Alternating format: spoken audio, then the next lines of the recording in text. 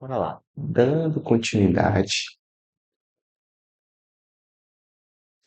Então, bora lá. Dando continuidade aqui, ó. Nossa sequência de vídeos resolvendo a prova da EOLA. Já estamos na questão 15. De novo, me apresento aqui, sou o PG, da turma 27 aqui do ITA. E todos esses vídeos são feitos pela nossa iniciativa, que é a Itamática, é feito totalmente para alunos do ITA. Tem como objetivo a gente facilitar o aprendizado da matemática no nível universitário de uma forma gratuita aqui, né, pelo canal do YouTube, beleza? E para agora, vamos resolver essa questão 15, que é uma questão bem legal, que mistura um pouco de probabilidade, tem teoria dos números aqui no meio da solução, pelo menos é a que a gente fez. Eu imagino que seja oficial também. E também tem mais o que, né? Probabilidade, teoria dos números e álgebra linear, que tem uma transformação linear aqui. Então, legal, tem uma questão que mistura as coisas. E eu considero essa questão aqui até tranquila, no sentido de que basta a gente aplicar certinho as definições, que a gente vai ter que ter uma pequena sacada só no meio da questão para resolver ela. Bora lá. Considere a função t de z quadrado para z quadrado, né? Z quadrado é uma forma meio chula de falar, né? Mas é o produto cartesiano, tá? Então, o que que é z quadrado, né? Vou até deixar escrito aqui, porque isso pode causar dúvida. O z quadrado nada mais é do que o produto cartesiano do z com z. Ou seja, basicamente ele está pegando pares ordenados, A e B, com... Desculpa aqui que eu tenho um costume de escrever com W com por causa do inglês, que é with, mas com o A e B pertencente aos inteiros, beleza? Então são pares ordenados no fundo. Ou seja, dada por ter x e y, 7x mais 9y e 2x mais 3y. Ou seja, o que ele faz é, toma o x e o y pertencente a cada um dos inteiros. Então o que, que você faz é uma função que ela pega esse par inteiro x e y, que ela leva num outro par de inteiros, por isso que ela é de z quadrado para z quadrado, que é o 7x mais 9y e o 2x mais 3y. Beleza? É isso que isso aqui faz. Tranquilo? E ele escolhe um ponto aleatório do Z2, ou seja, vai pegar dois inteiros aleatórios e pergunta com a probabilidade que ele pertence à imagem de T. Então, assim, tem algumas formas de resolver essa questão, principalmente na parte de simplificar a questão do, da imagem, né? Porque a gente poderia pensar tanto na matriz de transformação linear, a gente poderia achar uma base, enfim, para escrever a transformação, mas no fundo, o que que a gente precisa?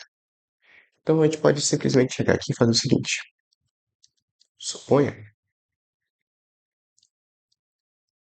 Suponha que a B, que é aqui do Z2, A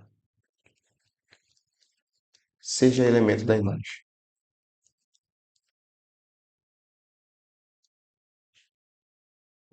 de T. Ou seja, de algum modo, se eu aplicar um T de xy, que é igual a 7x mais 9y, com 2x mais 3y, isso aqui tem que dar o AB. Ou seja, o que é um elemento que pertence à imagem, na prática?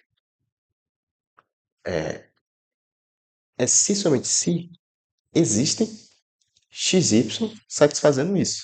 Então, posso chamar essa equação aqui de equação 1. Se existe y tal que um vai. Eu estou escrevendo dessa forma aqui. Na prática, eu estou dizendo, ó, vamos supor que esse ponto dos zeros que tu pegou pertence à imagem T.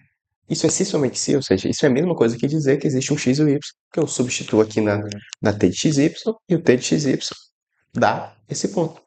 Por que que é a imagem? É justamente o contradomínio dessa função, né? Porque no fundo isso aqui é uma função, né? Pega um par e leva em outro lugar. A nossa pergunta é, qual a probabilidade de eu pegar um inteiro qualquer, um par de inteiros, e ele pertencer a esse segundo grupo, né? Ou seja, é que existe alguém que aplica a função e dá ele, beleza?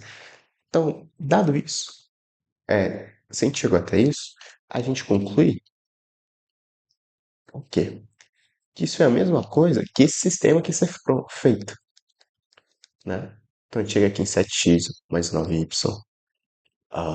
igual a A e 2x mais 3y igual a B.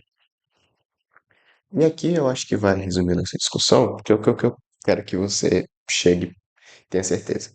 Que é o seguinte, se a gente chegou aqui, se esse sistema de equações tiver uma solução, o x e y pares inteiros, então significa que o A e o B pertencem à imagem. Caso contrário, não. Beleza? Então, como é que a gente vai fazer isso? Ah, vamos tentar isolar uma das variáveis, o x e o y, para ver como é que elas são em função do A e o B. Porque eu preciso garantir que o x e o y existam, né? A priori tem uma operações de inteiros, não fica muito claro se eles existem ou não. Então, o que que eu vou fazer? Basicamente, eu vou tentar assumir como uma das variáveis, e no caso aqui, para fazer isso, eu vou multiplicar essa equação aqui por menos 3, beleza? E vou somar a equação de cima. Se a gente fizer isso, né? 7x vezes menos, 2 vezes menos 3 dá menos 6, 7x menos 6 dá x, mais. E aqui o 3 vezes 3 dá 9, né? Aqui vai dar zero. Beleza? Então já fica aqui zero. E aqui dá a menos 3b. Ou seja, o que que a gente conclui? Então x igual a menos 3b. Beleza? A gente precisa achar o b. Ou o a aqui, tanto faz. A gente precisa achar o y, na verdade. Como é que a gente faz isso? A gente pode chegar aqui nessa segunda equação e substituir o x. Então, substituindo x por esse valor, a gente fica com duas vezes aqui, ó, substituindo x nessa equação, que é a menos 3b mais 3y igual a b. Ou seja, 3y igual a b, jogando para o outro lado aqui dá menos 2a mais 6b, ou seja, a gente concluiria que o y ele é igual a 7b menos 2a sobre 3. E aí eu vou juntar essa informação aqui, ó, y igual a 7b menos 2a sobre 3. Vou juntar essa informação aqui. Ah, pelo jeito, o meu apagador não está funcionando direito, vou ter que fazer aqui na mão. Então, a gente chegou nessa expressão aqui, que o x e o y dependem dessa forma aqui do A e do B. E agora que tudo isso é o quê? A gente partiu aqui que o A e B são elementos da imagem, fez umas contas, e a gente chegou que o A e B só pertence à imagem se existem esses x e y. Só que, se fosse um número real, aqui a gente diria que sempre, né? Então, para qualquer x e y, sempre existe um. Para qualquer B, sempre existe x, y, né? Mas aqui não é o caso, né? O x, com certeza, existe sempre, né? Porque se o A é inteiro e o B é inteiro, A menos 3B também é um inteiro, né? Porque eu estou multiplicando o B por menos 3 e somando com o A. Então, obviamente, o x sempre existe, né? Aqui é uma coisa legal de falar. O x sempre existe, sempre dá certo. O y que não, que é um problema, né? Porque o y é 7b menos 2a sobre 3. Se essa expressão aqui não for múltipla de 3, não vai dar certo. Tranquilo? Ou seja, eu tenho que garantir que essa expressão aqui seja múltipla de 3. Tem algumas formas de observar isso. A gente poderia tratar aqui como utilizando a linguagem de mods. Para quem tem experiência com isso, a solução até já fica bem fácil com isso. Direto você já pode chegar aqui que o que você quer, no fundo, é que 7b menos 2a seja congruente a zero, módulo 3. E a partir daqui você pode fazer substituições, né? Porque o 7 ele é congruente a 1 módulo 3, o 2 é o menos 1, e a gente pode chegar a uma conclusão aqui rapidamente. Eu vou optar por uma outra solução que não precisa de mod, que pode ser que você não tenha visto, mas assim, é, vai exigir um pouco mais de criatividade. Quando a gente chega aqui no 7b menos 2a, nem sempre dá certo, né? O que a gente faz? Como a gente quer múltiplo de 3, vamos tentar escrever múltiplo de 3 aqui, né? O 7 não é, mas o 6 seria, né? Então eu vou tentar escrever 7b como, na verdade, como 6b mais b, beleza? E menos 2a, eu quero múltiplo de 3, então eu vou escrever como menos 3a mais a, beleza? Sobre 3. E aí o que acontece? Eu coloco o 6 e o 6b menos 3a, eu posso botar o 3 em evidência. Isso aí vai dar 2b menos a, e vai sobrar um a mais b. E aqui fica um sobre 3 e aqui um sobre 3. Ou seja, resumidamente a história, se eu cortar aqui, a gente fica com 2b menos a mais a mais b sobre 3. Ou seja, o que a gente conclui é que a soma de A mais o B tem que ser um múltiplo de 3. Tranquilo? O 2B menos A sempre é um inteiro, então dá sempre certo. Ou seja, a condição do Y existe é que o A mais B tem que ser múltiplo de 3. E como é que a gente garante isso? Aí aqui tem algumas formas de pensar, que a gente tem que analisar o resto, né? A gente precisa garantir que o resto de A somado com o resto de B é dê zero, né? O resto de A por 3 mais o resto de B por 3 dê zero. O que a gente vai fazer? Então vamos considerar que A deixa resto zero. Vamos dividir em casos, né? Vamos considerar o caso em que o A deixa resto um.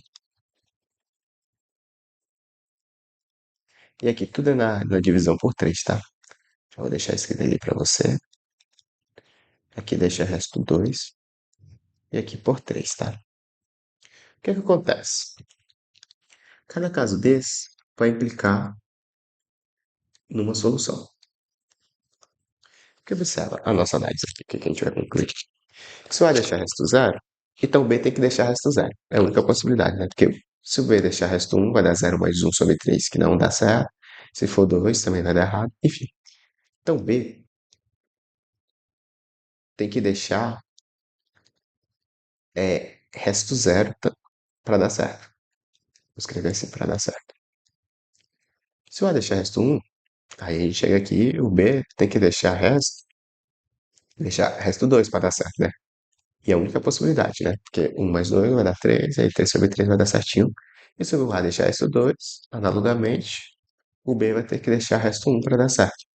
Ou seja, o que eu quero dizer com essa história? Que a única forma do Y ser inteiro, né? Do Y aqui ser inteiro, é quando A mais B sobre 3 é inteiro. E isso sempre acontece do seguinte modo. Se o A tiver um resto, tem uma única possibilidade para o B deixar o resto. Beleza? Então, se eu considerar o A e o B um ponto aleatório Z2, qual a probabilidade que ele pertence à imagem de T? Vai ser o seguinte: eu considero o A qualquer, e para cada A que eu considerar, B deixa um único tipo de resto. Ou seja, apenas um em cada três vezes vai dar certo. Uma forma assim bem mais fácil de pensar nisso, talvez, é considera que o cara chegou para tu com um valor de A. O que que tu vai falar para ele? Vai falar, ó, qual o resto de A por 3? O cara vai falar, ah, esse A por 3 é zero. Então, beleza. Tu sabe que só o B que deixa um resto zero que dá certo. Ou seja, como tem zero, um, 2, do mesmo caso que a gente fez na questão do S de x sobre x, em que metade dos números é pares e metade dos números é ímpares, aqui a gente sabe que um terço dos números deixa resto zero, um terço deixa resto 2 e um terço deixa resto 3. Ou seja, dado um A, é um terço de chance de tu ter achado o resto correto. Beleza? Ou seja, dado um A, tu pode achar o B tem resto zero, um ou 2. Só que só um desses três vai dar certo com o A que tu tá supondo. Ou seja, o que eu quero resumir, que a probabilidade do desse par B pertencer à imagem de T é de uma em cada três. Por quê? Porque dado o A, pergunta qual o resto que ele deixa por 3, e aí só vai ter um dos três casos que vai dar certo. Beleza? Então a resposta é a letra D, um terço. Essa linguagem talvez fique um pouco complicado de falar, mas no fundo o que a gente está querendo falar é que é o mod, né? Que só existe uma classe de resto de B que dá certo. E sendo que tem três, então dá um terço. Beleza? Vai ter ficado clara essa solução. E é isso aí. Fica aí a solução da nossa questão 15. Beleza? Até a próxima.